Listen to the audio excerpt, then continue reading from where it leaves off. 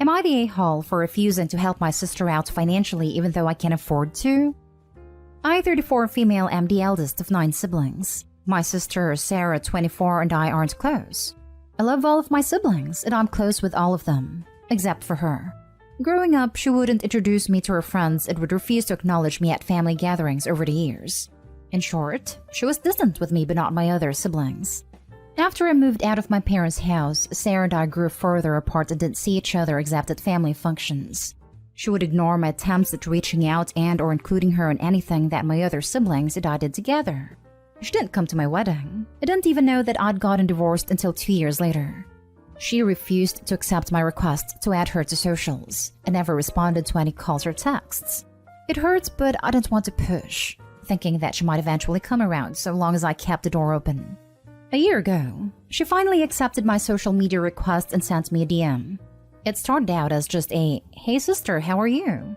After some awkward small talk, I learned that she's not doing well financially due to her boyfriend losing his job. She asked me if I could lend her some money as she was short for groceries. I agreed and told her that she didn't have to pay me back.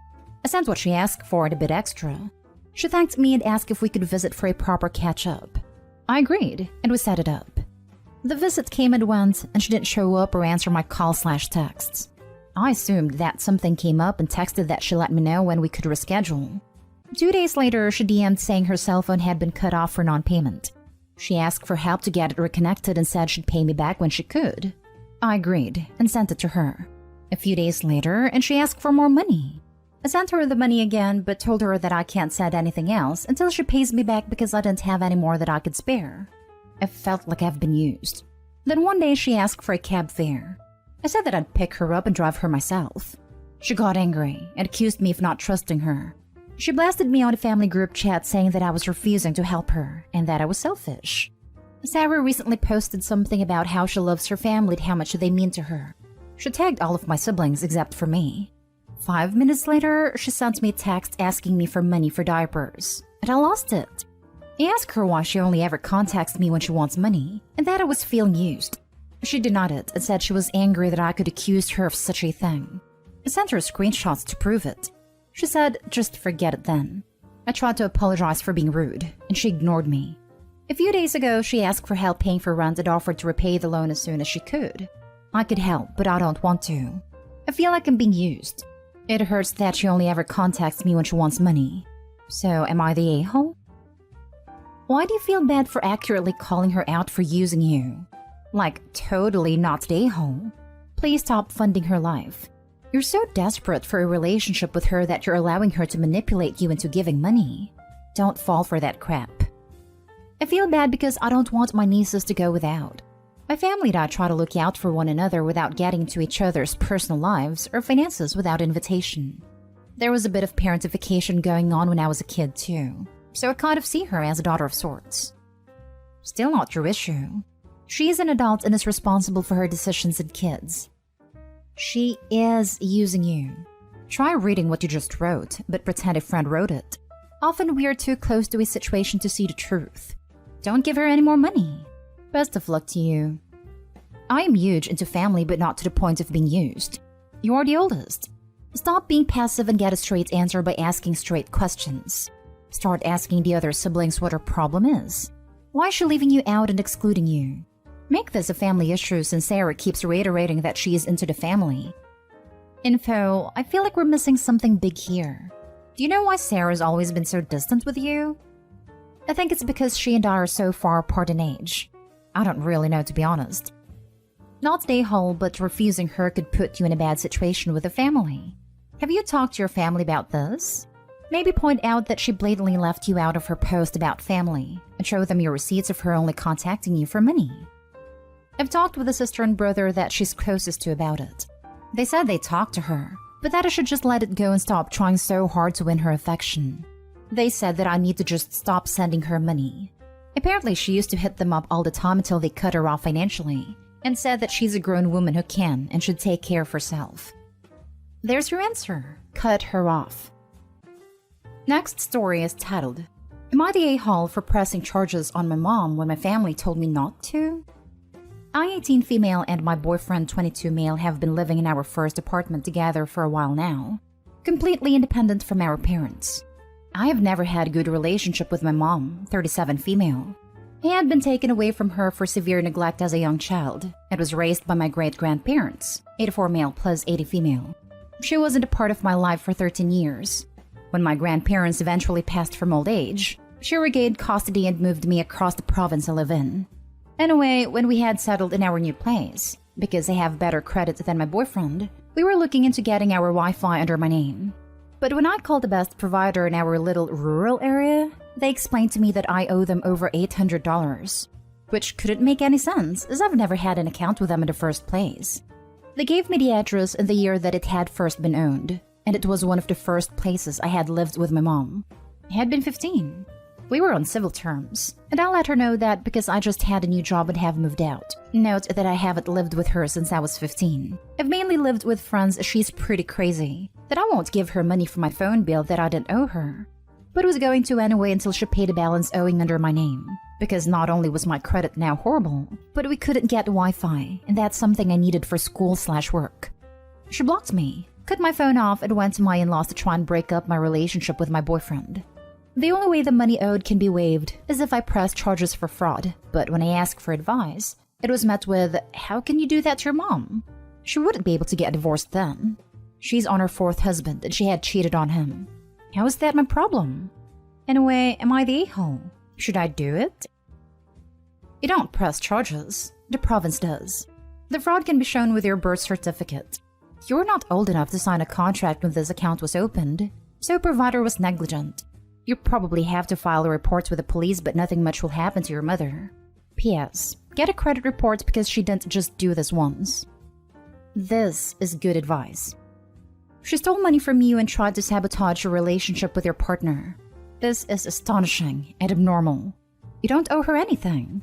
It seems like you can't demand your overly strenuous relationship either way, so you have nothing to lose. It may seem bad from an external perspective to people who don't know the situation well, but their opinion doesn't matter. Only yours. You need to cover this debt, fix your credit, and get a Wi-Fi, which is crucial for your studies and work. The real question is, how can your mother do that to you? She was an egg donor who has abandoned her responsibility to you and has literally committed a crime by stealing your identity and leaving you with a bad debt that's harming your ability to live your life successfully. Will these relatives who don't want you to press charges pay the bill? If not, then ignore them for suggesting you just eat your mother's crime. If the mom did it here, how many more lines of credit/accounts did she open in Opie's name? Continue with the charges. She does not have your best interest in mind. Also, the company entered into a contract with a minor which is illegal. Minors cannot be in a contract in the US. Apparently, your mom represented herself with your name, but the company did not do due diligence to avoid providing service to a minor. Access a free credit report every year starting now. Identify if other illegal charges are there. Best to you. Opie's in Canada, I believe, based on province, so the Crown presses charges, not an individual. Also, it is illegal here too, just so you know. Next story. Am I the a-hole for not involving myself in my ex-husband's child's life? I'm 25 female, ex-husband 29 male, and I divorced a year ago after I found out that he had an affair son, Carl, 1 male. By that time, I already had Adam, 3 male, and Ben, 1 male. Since my husband had an affair, he lost any right to alimony or child support from my part due prenup stipulations. He also lost his job at my dad's and a car.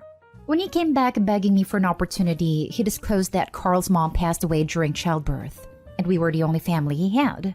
I was hurt for his betrayal, but yet I still felt love for this man, and didn't want to hurt a motherless child, so I told him that I would revoke his mandatory child support payments, because I don't really need them thanks to my dad, so he could focus on doing what was best for Carl and that anything he did, monetary, for our kids was welcome but not necessary. The problem was that, a few months after the divorce, he grew comfortable enough to ask me about how to take care of a child, to the point where he would try to leave me with Carl while I explained. After I realized what was he doing and when I confronted him, he admitted that he was trying to create a bond between us so his child could have a mom too. I immediately put Carl in his arms and said that while I was sorry for the loss of his mother, I'm not willing to play mommy of his affair kid and to never bring the subject again. He told me how unfair I was being, because now that he's young, it's the perfect time to make an introduction, and how awful it will be for Carl to see his brothers grow up with me. I felt pressured, so I took our kids and told him to contact me again through a lawyer for any future discussion. When I got home, I told my family what happened, and while almost everyone agreed with me, my mom said that I was a horrible human being because that child had no mother, and that she raised me better than this. My dad tried to defend me as well as my sisters, but my mom said that what happened between my ex and I didn't have anything to do with an innocent child, and she hopes I do the right thing, and I love the child. She's also pressuring me to buy things for the kid and make space in my home, such as giving him a bedroom at all, because she won't allow that I take my kids home and he's left there alone. But I said that I don't want to involve myself with him, and now she's not talking to me unless I agree. Now for the top comments. Yikes. Not today, hall. Girl, I'm throwing you a parade for your fantastic boundaries and compassion. The dude broke your trust and your heart, and then took advantage of your gracious decline of child support. His decision to have an affair behind your back and then insist you be responsible to mother the child is abhorrent. Your mom sounds like she is grieving that he is no longer her son-in-law and wants everything to feel like a family again. She probably figures since the other woman has passed away, all harm is bygone, and now everything can go back to the way it was. That's absolutely not the case. It's absolutely on your ex-husband to parent the child, which probably has him beside himself with the responsibility he resents. The child's loss of a mother is tragic, but no reasonable person could believe that your presence could right that wrong. His mother has passed away, no one can replace her. His dad cheated on you and has flat out admitted to manipulating you multiple times to make his life more convenient. The baby deserves better 100%, but that doesn't obligate you to put up with worse. Maybe your mom should adopt him. That child is nothing more to you than every other motherless child in the land.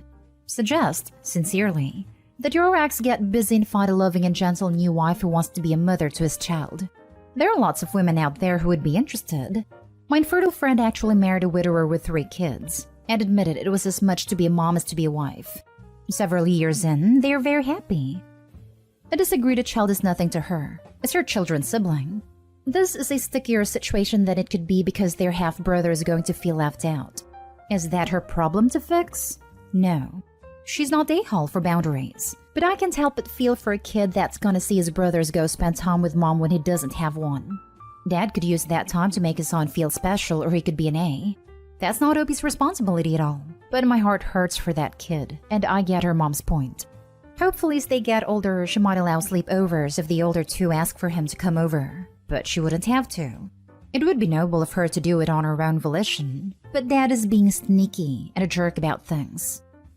I see your point, sort of, but not really. Why should a woman and her kids be forced to even know or ever meet the children the man sires on mistresses, one-night stands, or affairs? Sure, they are siblings in the sense of a man's DNA. Why is that even important? Why can't they be thought of as a sperm donor's other offspring? Why all the sibling stuff?